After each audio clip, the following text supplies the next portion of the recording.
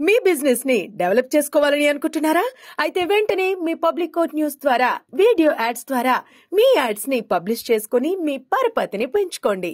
సంప్రదించవలసిన phone number 7729969299.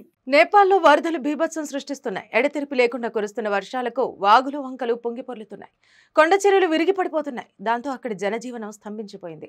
ఇక పెద్ద పెద్ద కొండ చర్యలు విరిగిపడిన ఘటనలో మృతుల సంఖ్య అంతకంతకు పెరుగుతోంది. తాజాగా సంఖ్య 192కు చేరింది. మరోపక్క 94 మంది గాయపడగా మరో 30 మంది గల్లంతయ్యారు. శుక్రవారం నుంచి కురుస్తున్న భారీ వర్షాలకు తూర్పు మధ్య నేపాల్లో ఆకస్మిక వరదలు ముంచెత్తాయి. భద్రతా దళాలు పెద్ద ఎత్తున గాలింపు సహాయక చర్యల్లో పాల్గొంటున్నాయి. ఇప్పటి వరకు వరదల్లో చిక్కుకున్న 4500 మందిని సహాయక బృందాలు కాపాడినట్టు అధికారులు తెలిపారు.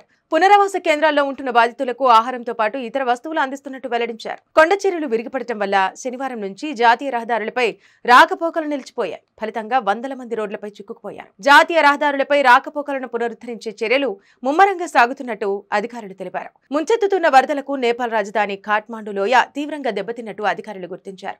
అయితే గత 45 ఏళ్లలో ఇలాంటి స్థాయి వరదలు ఎన్నడూ చూడలేదని పర్యావరణ నిపుణులు చెబుతున్నారు. ప్రజలంతా అప్రమత్తంగా ఉండాలని, ఎట్టి పరిస్థితుల్లో బయటకు రావద్దని సూచిస్తున్నారు. మరోవైపు ఈ వరదల ఉధృతి వల్ల భాగమతి నది ప్రమాద స్థాయిని మించి ప్రవహిస్తోందని అధికారులు తెలిపారు. ఇప్పటికే బస్సులు, వాహనాల రాకపోకలు నిలిచిపోయాయి. ఇళ్లపై కొండ చర్యలు విరిగిపడి శిథిలాల కింద చిక్కుకొని చాలా మంది ప్రాణాలు కోల్పోయారు.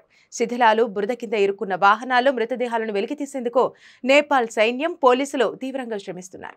ఇందులో భాగంగా వరద ప్రభావిత ప్రాంతాల్లో దాదాపు 20,000 మందితో రెస్క్యూ ఆపరేషన్ కొనసాగుతోంది. రంగంలోకి దిగిన పోలీసు, ఆర్మీ సహా ఇతర సహాయక సిబ్బంది వేలాది మంది ప్రజలను సురక్షిత ప్రాంతాలకు తరలించగా మిగిలిన వారి కోసం గాలింపు చర్యలు కొనసాగిస్తున్నారు. ఈ నేపాల్ వరదల ప్రభావం బీహార్పై పడే అవకాశం ఉన్నట్టు అధికారులు హెచ్చరిస్తున్నారు.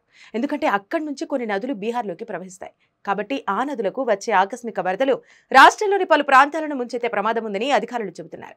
ఈ మేరకు ప్రభుత్వ యంత్రాంగం అప్రమత్తమయ్యి ముందు జాగ్రత్త చర్యలకు సిద్ధమైంది.